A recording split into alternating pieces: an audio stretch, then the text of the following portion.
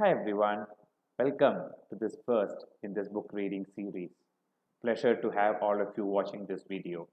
I hope this is the first of the many that we would have going forward. A little bit in terms of context and background. It was around a couple of years back that I started toying around with this idea of having book reading sessions. The initial thought process was that I would do this in a physical setting, possibly in my office in Kochi, in Kerala, in India. And I had a set of people who were interested in being part of such an initiative.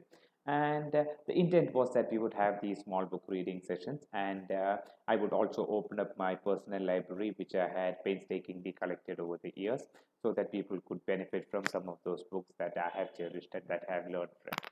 But like many of these ideas, it went into the back burner, and it was sometime early in December that I had a client who requested me whether I could spend some time talking to members of their book club, and I jumped up at it and embraced that opportunity. I chose the book Fish, given that it was a commercial organization and given that I had some understanding of their context. So I thought that might be relevant for that audience. And to my very pleasant surprise, I realized that the session went off pretty well, and people seemed to derive some value out of whatever I could share with them and the format which I had used in that session. So I said, why not bring this thought to life? And therefore, here we are in terms of the first recorded session of the book reading session. The book that I've chosen for all of you today is a book called Brand New, written by Tom Peters way back in 1999. Before we go into the book per se, in terms of the way I would run this session, given that I am a professional service provider, it's been over 22 years that I have been in the business of providing professional services. I thought, given the context and given the topic that we have, the book that we have picked up today, it might be relevant that I read out excerpts from the book, especially those passages and those excerpts which have significantly influenced me over the years, and supplement that with possibly some of my own experiences. And I think I'm a fairly good case study to share some of these experiences because I have had my own share of challenges, own share of failures, and possibly a modicum of success while I have been trying to create brand new, right, in my own sphere of work. So that's a format that we would follow. In terms of the author, Tom Peters, I'm sure some of you might be familiar with you, but for the benefit of all of you, Tom Peters is a management consultant. He has authored many books. A book written by him called In Search of Excellence in the year 1983 became a bestseller in the US. He was possibly one of those trendsetters in the genre of management science and leadership books, which became fairly popular over the next 20-30 years.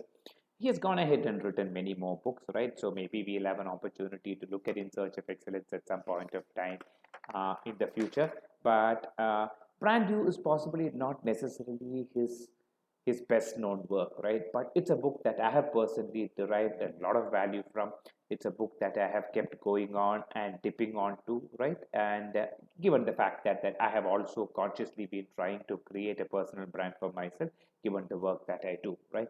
So while there is a brand identity of the firm, right, there is also a individual brand identity that I've consciously tried to create, right? Because I look at my work as much as a profession as a lawyer or let's say a doctor would be, right?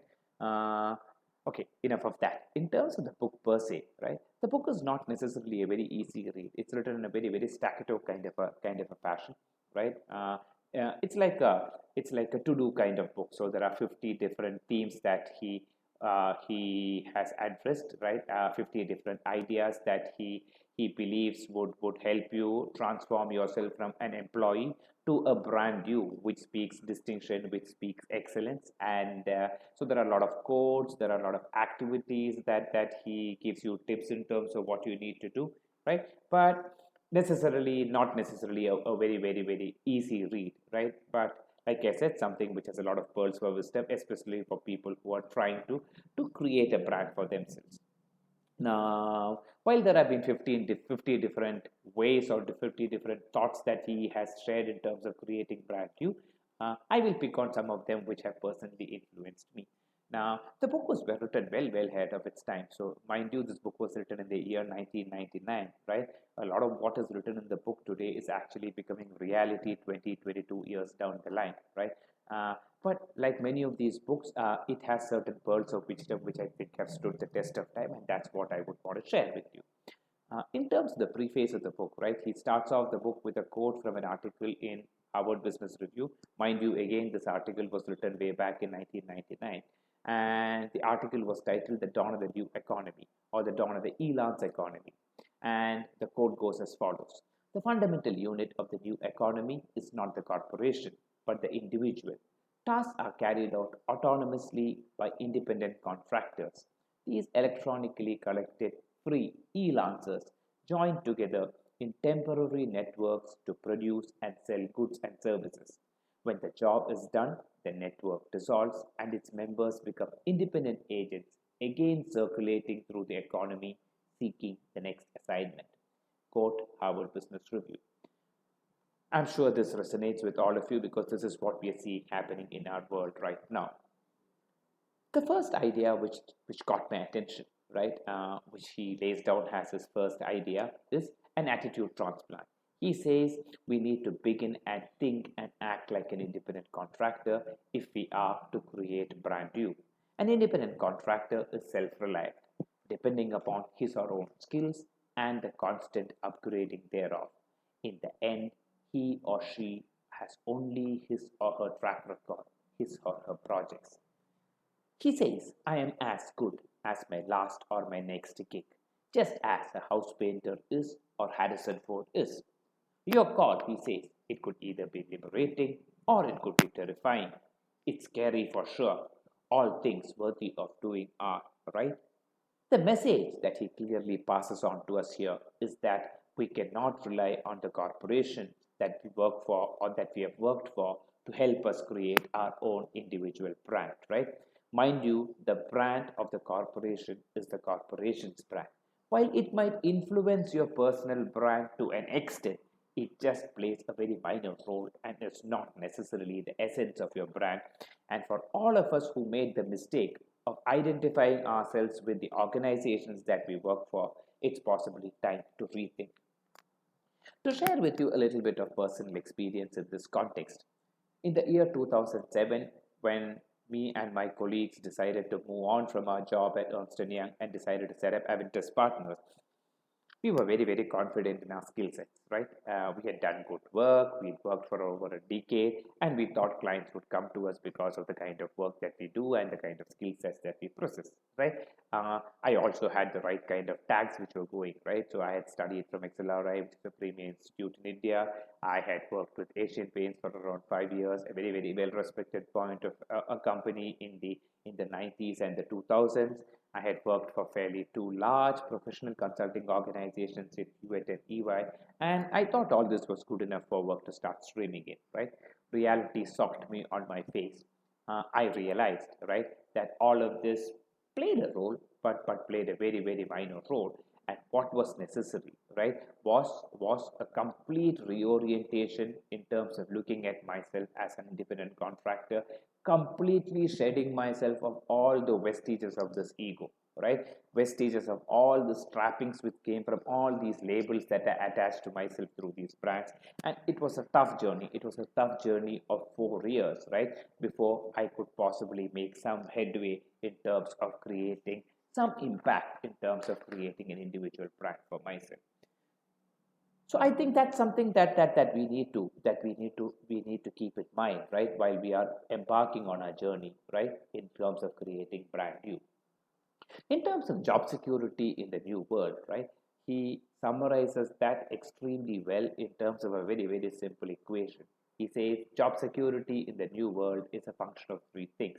It's your craft combined with distinction, combined with networking skills.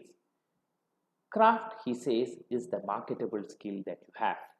Distinction is the memorableness of the experience that you are able to create for your client. And networking skills does not mean just a network of 500,000, 5,000 people who might be there possibly on your LinkedIn or your social media networks, but it is a set of people who provide collegial support, right, and who give you word of mouth publicity, right? So job security in the new world is a function of these three things. He also re-emphasizes and he says a brand is a trust mark. It is a sorting device. I think again, very, very powerful words of wisdom, right? My personal experience again has been that people come to you seeking your professional services either because they have either personally experienced you in some context or they have heard about you from someone who said good things about you based on their personal experience of you, right? And every single client referral that's come to me over the years has come from people who have had a memorable experience. The reverse too is also extremely true. So people who unfortunately I have not been able to leave a memorable experience with, right, have neither reverted back to me for further work nor have referred clients to me, right? And no amount of marketing, no amount of reach out has been able to correct this reality. So this learning in terms of saying our ability to provide a memorable experience, I think is a key in terms of ensuring that we have a steady pipeline of work, right? And which equates to job security in this new world. Very early in the book, he talks about the process that we should be following while trying to create brand new. He says we need to keep asking ourselves three basic questions. What am I? What do I want to stand for or be known for? And am I really making a difference? He says brands aren't built in a day. I'm sure all of you who have had some experience working at corporations trying to create brands would resonate with this. He says, walk, don't run into all this. Play with your ideas, define your strengths and weaknesses. He urges us to be purposeful but not panicky.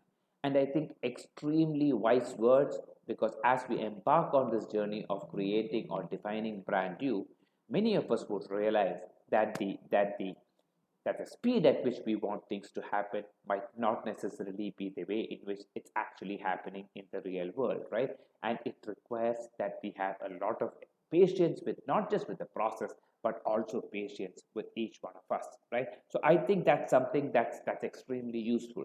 Now, concomitant with that, right, he also tells you about what the essence of brand new has to be, right? And he uses the word cut the chase because he talks about this very, very early in the book, right?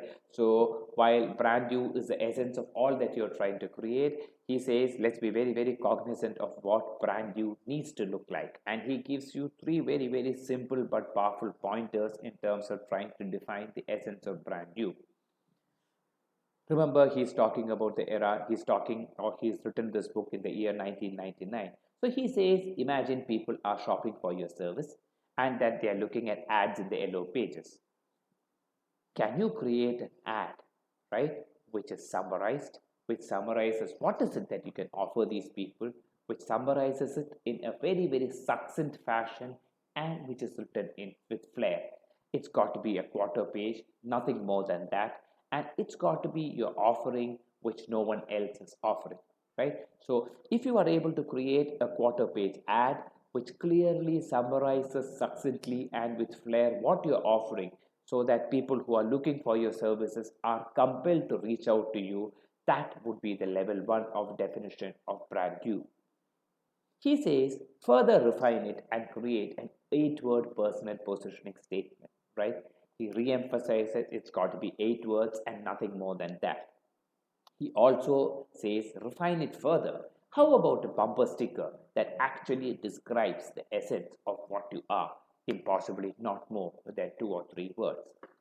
Very, very simple thoughts, but I thought were extremely powerful. In my own professional experience, my ability to do this and define this has taken a lot of time. Very early in my professional career, when people would ask me, Sriram, what is it that you do? I would tell them I am an HR consultant. Now, HR consulting is a very, very broad domain. People would come to their own conclusions in terms of what I do within the HR domain. And so when they would ask me, what's it that you specifically do within the HR consulting domain? I would go into a long monologue of possibly 5 to 6 minutes talking about the various kinds of projects that I have done, the various kinds of clients that I have worked with. And at the end of that 5 or 6 minutes, I think people would be left thoroughly confused in terms of what is it that I specifically do, what is it that I specifically specialize in or add value for. Right now, it could have been because of the various complexities and confusions in my own mind, but it was only in early 2018, possibly 3 to 4 years back, when I was able to finally crystallize it down in the form in which it has existed over the last 3 to 4 years. So my bumper sticker, as it reads right now, would say MP Sriram, People, Performance and Change. You would see this appearing everywhere. You would see this on my LinkedIn profile. You would see this on my visiting card. You would see that the practice of that I lead within Aventus Partners is called People, Performance and Change Consulting. You would see that in the footers of my email. You would practically see that everywhere, including the websites which are dedicated to the factories, the blog that I write. Everything goes under the name of People, Performance and Change because that is the essence of who I am professionally. My personal positioning statement, which is not 8 words, I've still not been able to refine it to 8, but which is 11 words, reads: enabling organizations and people articulate and sustain changes to realize meaningful goals. Mind you, I am sharing with you these examples because I think the best way to illustrate some of these principles that Tom Peters has shared in this book, right, is by actually taking my own experience, given the fact that there is some relevance to the whole thing. So don't be too hypercritical about it. Just take it as an illustration in terms of helping you in your journey identify with whatever are the concepts that he's talking about.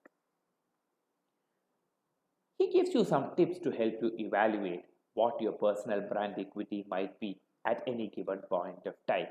A set of questions that he urges you to ask yourself. What am I known for? In what ways are my current projects challenging me? What's the new stuff that I have learned in the last 90 days? Who are the new additions to my network? What have been my public visibility programs the last 90 days? The local programs, the regional, the national, the local, and in what ways is my profile discernibly different from the previous years? An honest answer to some of these questions would help us understand where we stand as far as our personal brand is concerned. A concept which he shares in his book, which has possibly had one of the most significant impacts on me in my professional journey, has been the concept that brand you is equal to your projects. So he says, I am my projects.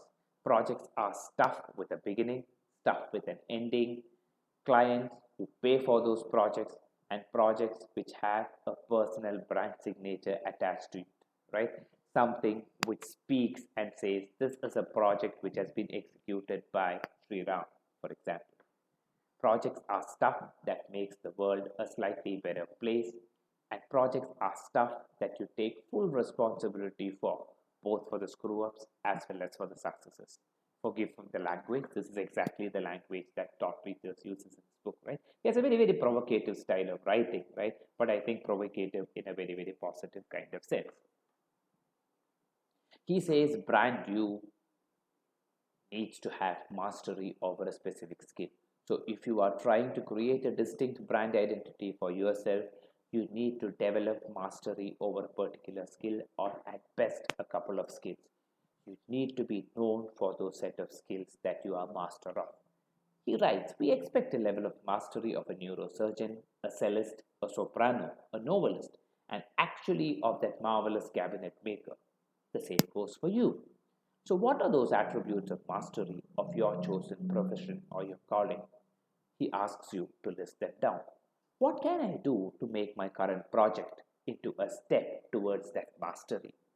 Again, if I take my own personal example, there are 2 skills that I have consciously focused on mastering over the last decade. 1, changing behaviors of groups and individuals, and 2, in terms of resolving conflicts. I embrace every project as an opportunity to impact people using these skills and to further hone and refine these skills. He says, this is tough. So mastery of a skill is tough. It's highly personal, but it's about who you are. It's about who you want to be. He urges you to take it personally. He says, start but do not rush with the process. He urges you not to be too hard on yourself. And I think this is an extremely powerful message which runs through the book, right? He says, we are talking about you, we are talking about your brand. So do not be too harsh on yourself. Proceed with care and caution, and be patient, right? And be comfortable with yourself. A quick recap, right?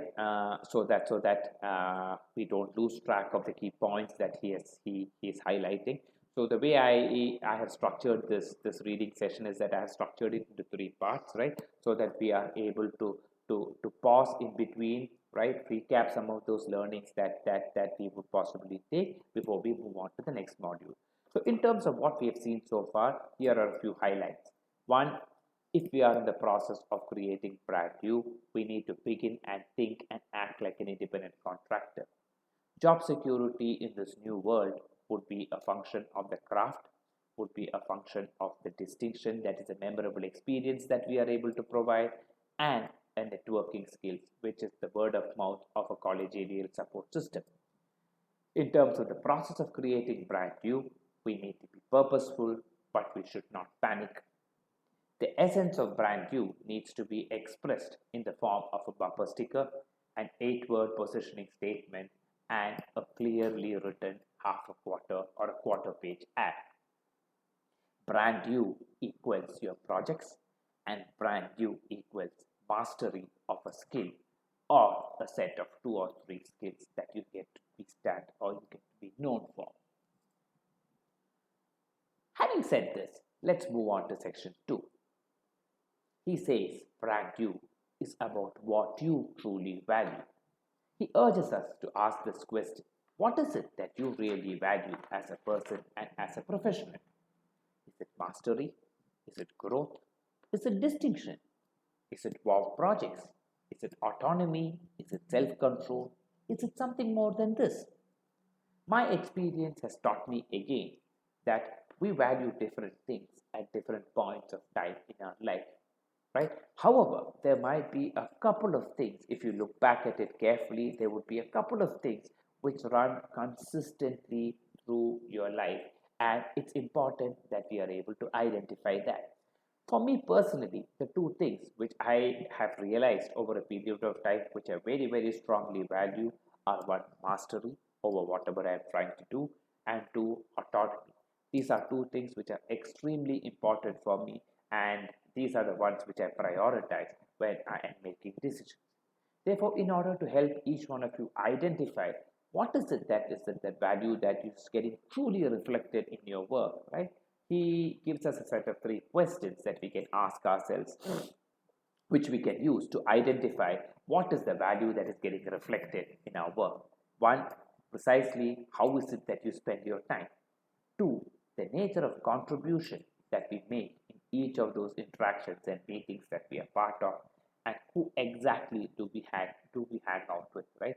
An honest answer to these 3 questions will give us an insight into what values are being reflected by us. My own personal journey has taught me that it's easier to articulate what we value rather than articulate what our purpose or what our mission is. Even after having worked for 22 years in the domain of people and in the domain of professional services, while it's extremely clear to me in terms of what I do, I have absolute clarity in terms of how I do it, I have a fair bit of clarity in terms of what is it that I truly value. I cannot say with absolute honesty that I have been able to clearly articulate what my mission or my purpose is, right? And therefore, I would urge each one of you, right, in the same way in which Tom Peters urges you, right, saying, while we are trying to articulate some of these for ourselves, if you're not able to articulate, for example, some of these things in the first go, or even if you're not able to clearly pin it down into words, maybe 5 years down the line in your journey, right, do not panic, right? Things will happen when they need to happen. And as clarity emerges, you would be able to articulate it far more easier for yourself, right? And my own experience has been that some of these things change over a period of time, and I don't think there is any value judgment that we need to place on the same. He talks about brand new, an important element of creating brand new being packaging yourself, right? I'm sure this is an intuitive no-brainer for most of you, right? Especially for those of you who've been in business, you would surely understand the value of packaging. But in the context of brand view, when he talks about packaging, he is talking about packaging as expressed personality. He urges us not to park our personality. He urges us to express our personality freely and to let our personality shine through. He says, answer this question: who are you anyway? Your package as a brand is a function of the skills, the marketable skills that you possess, the expertise that you have, your personality traced as expressed, and therefore this unique combination of skills and personality, which truly reflects the essence of who you are.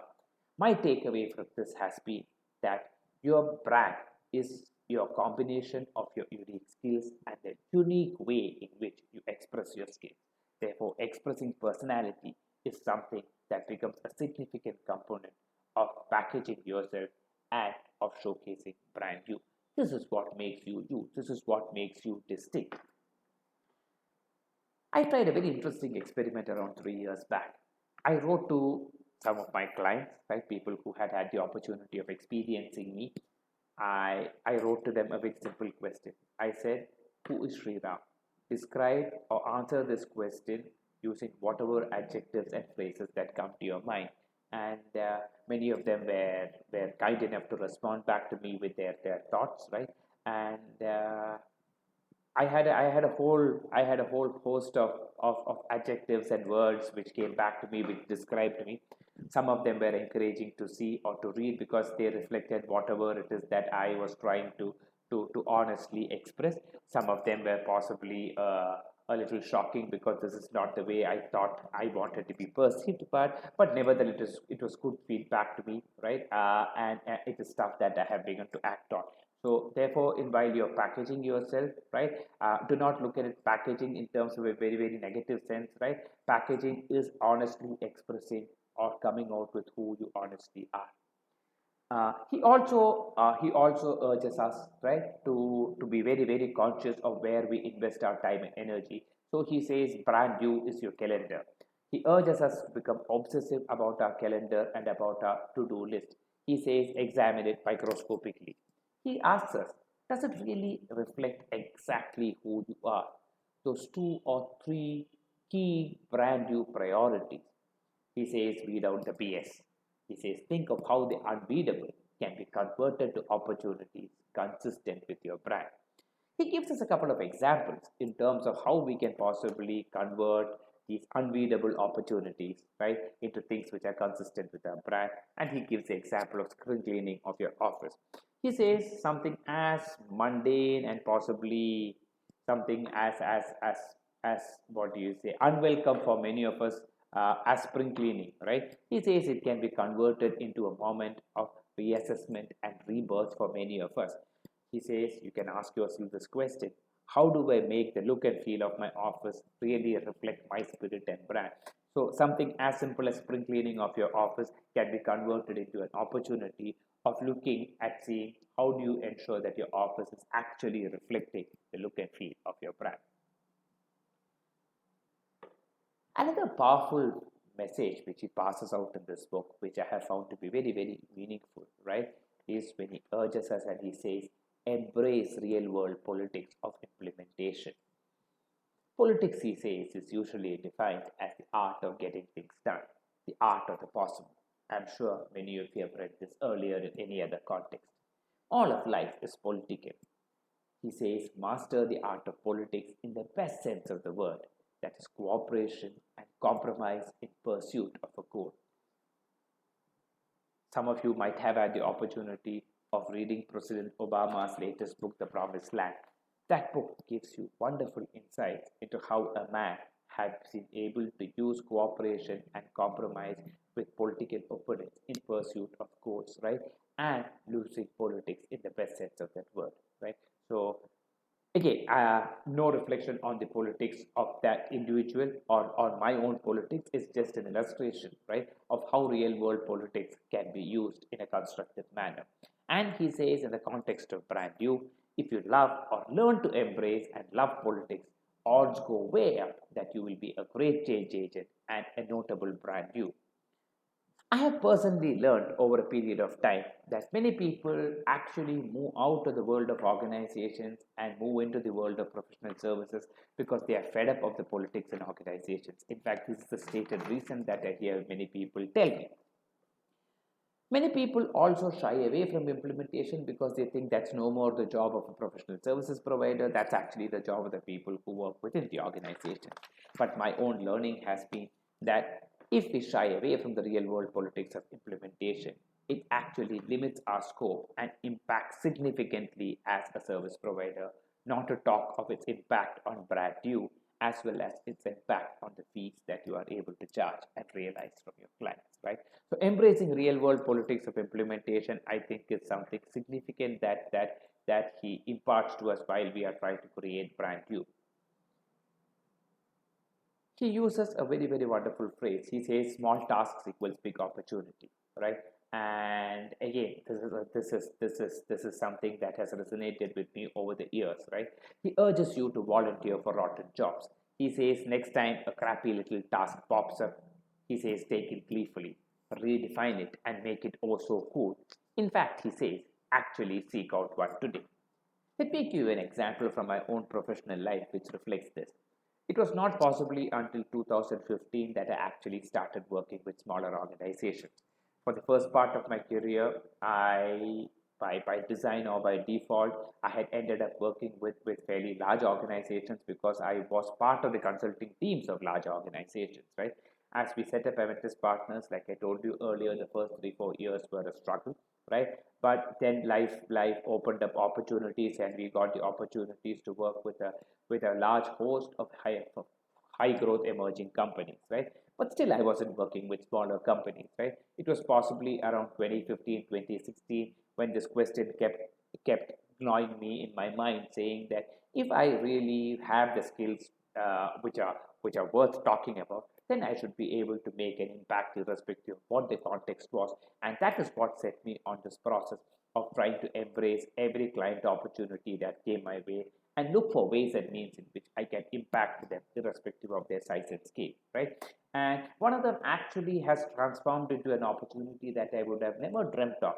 So this was possibly way 10 years back, right? So there were a couple of entrepreneurs who were running a very small financial services company, which would have been possibly around 20 crores at that point of time, who reached out to me and said that there were differences between the two of them, and they wanted my help in terms of ensuring that those differences are addressed without the relationship getting impacted.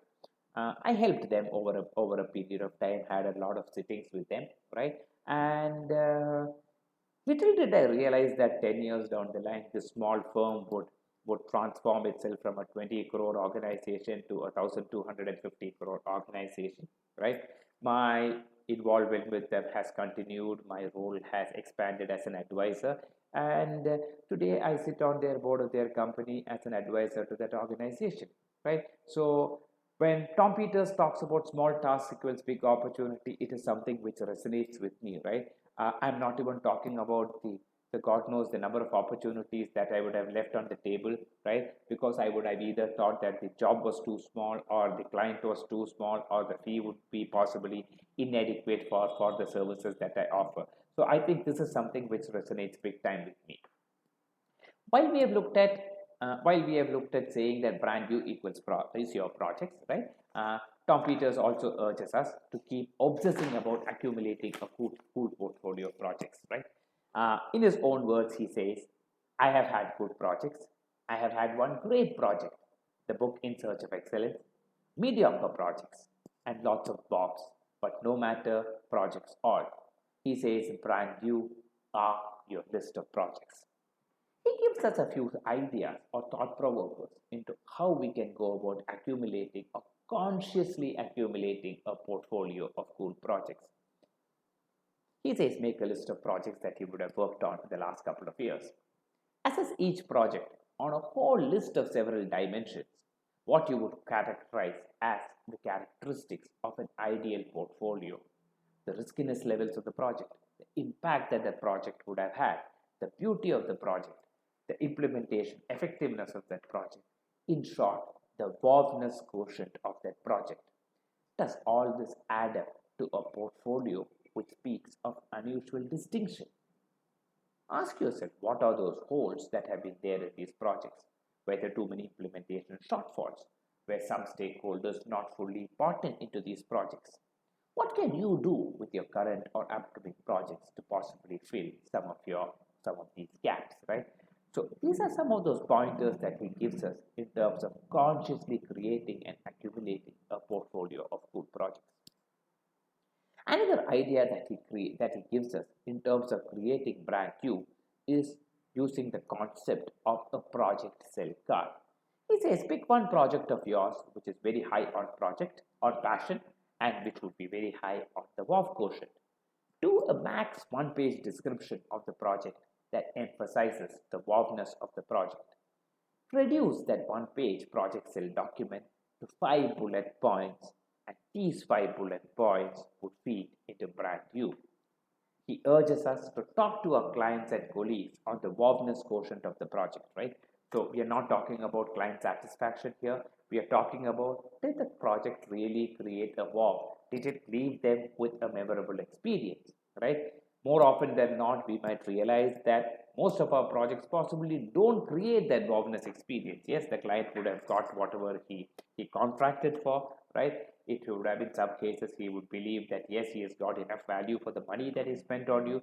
But did it really create a wow experience, right? We might, if we do an honest conversation and an honest assessment, right? We might realize that many a time we fall short of it, and these conversations would give us insights into what is it that we can do that can help create or feed into brand new.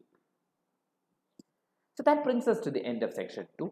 A quick recap of what we have seen so far, right? In section 2, brand new is about all that you value, right? Try and articulate what you value and try and articulate your purpose and your mission. If you're unable to do that well, be patient with yourself. Just stick to the process and clarity would emerge somewhere down the line. Packaging is all about expressed personality. Become obsessive about your calendar and your to-do list, because your calendar and your to-do list, right, actually reflects where you invest your time, where you invest your energy, where you invest your mind, and where you invest your intellect, right? And what comes out as brand new is a byproduct of this investment. Master the art of politics in the best sense of the word, which is cooperation and compromise. Small tasks equals big opportunity. No task is too small, and obsess about accumulating a portfolio of cool projects. So these are some of the things which I have personally found to be extremely useful as I've gone about trying to create my own brand new. Mind you, while some of them look very, very simplistic, they might not necessarily be as easy while we are trying to implement it. But like I shared with you earlier, I think what's key is that the book offers a certain set of words of wisdom, which, if we keep referring back to, would serve us well as we are trying to create brand new. Moving on to the third segment, right? A few things which captured my attention. While we have spoken about brand new being our projects and trying to accumulate a portfolio of cool projects, he says you are your clients.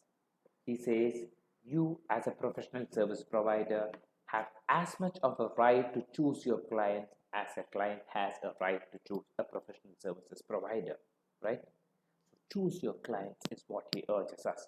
Something very, very difficult for sure, especially when we are talking about real world concerns of running our homes, real world concerns of running our organizations, right?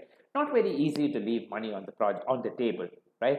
But he says, and I think those words are extremely important. He says your project can be only as good wow as your ability to embark on a daring adventure with your client. I am those whom I choose to serve. You are defined by people whom you serve. So assess the strengths and weaknesses of your clients. Ask yourself, will they make me stretch? Will I learn during this project? Are they trustworthy people? Will they treat me as an equal partner? The goal is creating wow projects. My own experience over the last 20 years has been, right, that in the initial years of my professional service, in the urge to do work, in the urge to get money on the table. I've made a lot of mistakes in terms of picking clients, in terms of picking projects, right? Some of which I have lived to regret for a long, long time, right? Scars, some of these assignments and bombed projects have left me, right? Have taken possibly years to heal, and possibly some of them still stay with me right now. So when he says we have a right to choose our clients, or we should actually be conscious about the way we go ahead and choose our clients and the projects that we work on, I think these are words of wisdom that we would do well to heed. Having chosen your clients, you need to obsess on your clients. Make an impact, he says. Lead your clients with your thoughts, but do so with total empathy. We need to listen. Again, something which is intuitively very, very easy to comprehend, but possibly something which becomes all that more difficult when we actually try and put that into practice. Nevertheless, something that needs to be done. He says we are in the helping business. If you think that your client is an idiot who doesn't get it and you are the long suffering genius, you are doomed. Smart Alex make for rotten brand new is what he says. He says, yes, you do have unique skills, right? Which is why clients come to you. But we make a difference only to the extent that we connect as empathetic, helping professionals and humans. Again, words I think that are worth remembering. We looked at mastery in section 1. In section 3, he says, you need to be noticeably good at something which in some way is a reflection of mastery. He says you need to know a lot about something of significant value to a bunch of potential clients. There needs to be something of saleable distinction. Those are the words that he uses. What is it that you're exceptionally, memorably be good at? Look at yourself. Look at your skills. Look at your talents. Look at the projects that you have done in the past with brutal honesty. Focus, he says, on that one area where you're most capable of creating true saleable distinction and go for it. Take that one action today that will polish, pronounce, and advertise that distinction. I think words again, which are extremely important. Identifying what you truly are at the essence, I think, is extremely important, but extremely challenging either, right? The biggest issue that comes, I have realized in this process, is our own ego. We like to believe that we are good at many things. Yes, most certainly we might be multi-skilled, we might be good at many things. But the point is, what is it that you can truly be good at? What is it that you can truly stand out, right? What is it that you can use to truly create an exceptional and a memorable experience, right? If we are able to sift that from the multitude of skills that we have, I think it would go a long way in helping us create a brand new which stands out. He says you are your community and your network. So brand new is that vital growing community of supportive contacts, people who are of mutual support, who learn from each other, who feed off each other, who trust each other, right? The number of people in this community does not matter, but what matters is the fact that this is your community.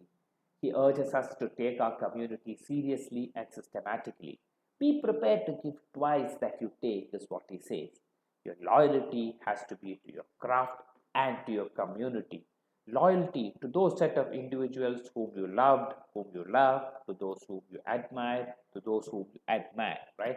And he says if you're loyal to your craft and loyal to your community, the probability that you are able to create a brand new that stands out is that much more higher. He talks about building a personal university, right? And he uses rather provoking words. He says, so blasted easy to go to lunch with the same folks, read the same magazine, attend the same conferences, volunteer for jobs and projects where you know what you're doing, and so bloody hard to constantly expose yourself to contrarian ideas, powerful enough to shake your faith in yourself. To restate the obvious, he says, which needs restating all the time, you simply cannot compete as brand new if you are the same old, right? The key message that he gives us here is one of renewal, right? That we need to be constantly renewing ourselves if we need to create a robust brand new. He writes, he says, my only single career strategy is to plan what I can learn from each gig or project. Every assignment, whether it's tiny or big, should broaden you or else reject it. Ditto every personal experience outside your professional life. He gives us a few to do tips. He states start the formal outline of your renewal plan, right? Ask yourself, does the plan encompass multiple elements or multiple dimensions of your professional life? Does it look at new skills? Does it look at new people? Does it look at new contacts? Does it look at new off the job stuff, right? And there is a complete chapter that he devotes to his book, right, in terms of giving you simple ideas that you can apply both in your personal and in your professional life to constantly renew yourself. And those are words of wisdom that we can very well dip into, right, and try and experiment as we try to renew ourselves. While we talked about packaging as expressed personality, he talks about brand you necessarily need to be a designer. He says we all present ourselves to numerous publics mostly by design, right? We give off design vibes wherever we go. It could be our clothing, it could be our hairstyle, it could be our business cards, it could be our report style, it could be our presentation, right? He says, like it or not, there are a major part of success of brand you. And he lays down a few simple designer laws that we would do well to remember. He says your design needs to reflect clarity, economy, excitement, beauty, grace, friendliness, and integrity, right? He also urges us to maybe look at, read books, look at videos, right? But a very, very powerful thought which has influenced me here is he says, all of us need not necessarily have very, very sophisticated or strong design skill. So he says, don't do this alone. You need to have a trusted, sympathetic sounding board while you are trying to consciously design your professional self. Assess, he says, how you present yourself to various publics by design. Make a list of 25, no fewer, design items that are part of everyday presentation of you to others. He says, recruit an advisor from the identity and branding professional services. Now, this is something that's taken me a lot of time to do, or a long time to do, right? While there was a website, while there we had used professionals to do that, right? Every single piece of brand me has been created by me over the years, right? So whether it's the stuff that I write, the way I write, the presentations that I make, obviously there are team members who help me with that, so it's influenced by own thought processes too. But never have I ever ventured into hiring a professional to do that, right? It's taken me 13 years of running or being part of my own firm to do that, right? And it's only a year back that I took baby steps in terms of going forward and reaching out to a professional, someone whom I trusted, with whom I have started engaging in this process of trying to ensure that I present myself right in a far better way in terms of all the mediums and forums that I use. So again, maybe things that took a long time to dawn on me, but maybe some of you might be far more smarter in terms of fast tracking some of these things as you consciously try to create brand new. He urges us to think and act like a performing artist. He says, brand new, I am a performance artist. Performance is a beautiful word. I think and I imagine, he says, performances of consequences. Performances of consequences in HR, purchasing, in IS. He says, God knows what. But in short, he says, I think performances of that matter are really within our grasp. But first, he says, we need to imagine performance that matter, right? So even this video that I am recording is a performance that I am giving. So every single act that has gone into preparation and the process of delivering it live for you is a performance that I am rendering in the hope that that performance would have an impact on each one of you as the audience and as a listener. He urges us to dare daily. He says, are you willing to risk your professional life on your current project? Is it cool enough? Is my current project scaring me shitless? He says. Add some daring do outside your work life. And I think the message that he gives us is get comfortable with the idea of being uncomfortable, right? So maybe it's good to start off on the personal side of your life, right? So if you're scared of water, can you try and go and learn swimming at the age of 50, right? You're scared of heights, can you try and maybe climb climb a mountain along with a group of people. The idea is get comfortable with the idea of being uncomfortable. Brand new is a trust mark, and he uses a very, very wonderful phrase to highlight that. He says, brand new's credibility is the brand. So, your brand at the end of the day is your credibility. He says, deliver as promised or die trying. Ask yourself constantly, do I exude trust? He says very, very strong words, but think about it carefully. What have you done specifically in the last 24 hours to enhance your image of trustworthiness? He says trust can't be manufactured, but we can constantly keep checking what we are doing to enhance trust and what are our actions or in what ways are our actions taking away or detracting from the trust quotient. So do a daily or a weekly audit.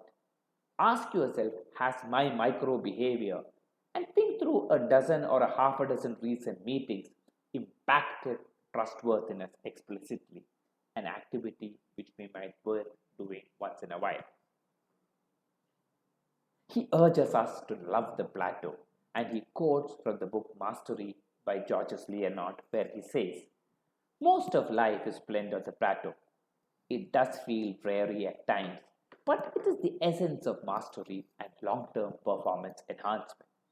Learn to cherish the plateau and not fight it. Don't beat yourself if you're having a slow day, a slow week, a slow month. Know that all sorts of worthwhile things are happening beneath the surface. You're absorbing what you have learned. Be gentle on yourself when you are plateauing. And a caveat he adds, this is not to be interpreted as a license to waste time. And I think again, something powerful which I have taken back with me, right? There are many a period in my own professional life where I think things are not moving, right?